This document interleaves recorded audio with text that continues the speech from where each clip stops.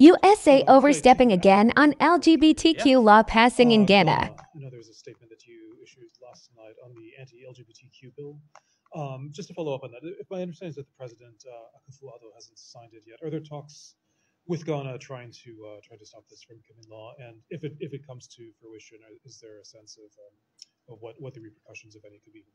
So we have made very clear what our opinion is on that law. You can look at my statement yesterday, and we have made that clear in private conversations with the government of Ghana as well. I don't think I should get any more specific than that. But if this bill becomes law, it would certainly have a chilling effect on foreign investment and tourism in Ghana. You've seen that. You've seen that same chilling effect bear fruit in Uganda, which passed a very similar law in the past. And I can say that. Should the bill pass, it would potentially have ramifications on U.S. assistance in the country. Sure.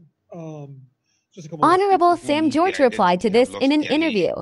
Ghana is not the 51st state of the United States. Tell the American people, you either do business with us on our terms or you can walk. American businesses that operate in Ghana are not in Ghana because of LGBTQ. They are in Ghana because they make a profit.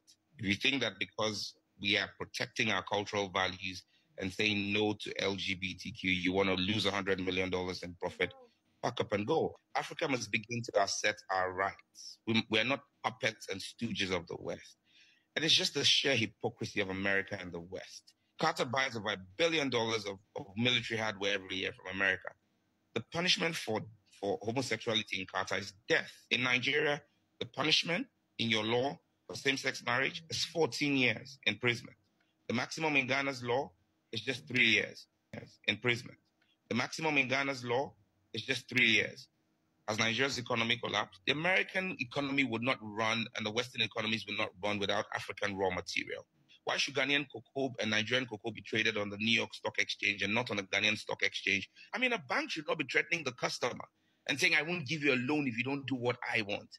If I don't come to you for a loan, you don't turn a profit. The CDC says that homosexuals are 400% more likely to be suicidal. The young man who walked into a school in the United States 3 months ago and shot up 22 kids was transgender. And this all came from a mental disorder because of him having undergone a gender change or gender reassignment when he was 8 years old. Even on the African continent, which country has the highest crime rate? South Africa. Why? Because they've embraced homosexuality as one of the growing factors in that country. Reacting to the passage of the bill, Professor Audrey Gajekpo described it as disappointing and obnoxious. She likened the bill to the criminal libel law, insisting it has little to do with safeguarding Ghanaian family values. We bring you excerpts of that clip in our subsequent bulletins. But in the meantime, proponents of the Proper Human, Sexual Rights and Family Values Bill, however, say they are prepared to face off in court with a coalition of 18 civil society groups who are considering legal action if President Akufo-Addo signs the anti-LGBTQ plus bill into law. Listen to the Executive Secretary of the Coalition for Human, Sexual Rights and Family Values, Moses Fuamweni. Last 13 years, I have spent my hard-earned money and that of the church to cater for over 400 people who are suffering from this business of LGBT propaganda. Do you know when she keeps on saying it's a minority people, minority right to do what? To do what? You see, because the law follows the facts. What kind of rights is he claiming are minority rights? And I've shared this on your station, that this business of minority rights, civil rights, constitutional rights, is always a false, herring being thrown at us.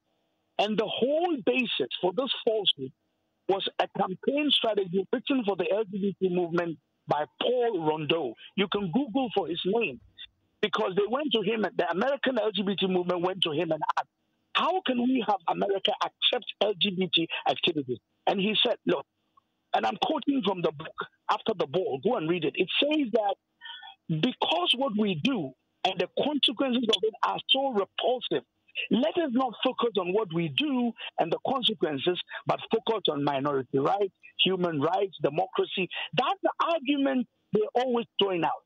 So I'm saying, you, the journalists, don't buy into it. That's a lie. She says they're going to court. Well, we're going to meet them in court. So To answer your question directly, in fact, we are waiting for her. Is the President Akufo-Addo going to sign this bill, or will he succumb to the pressure surrounding it?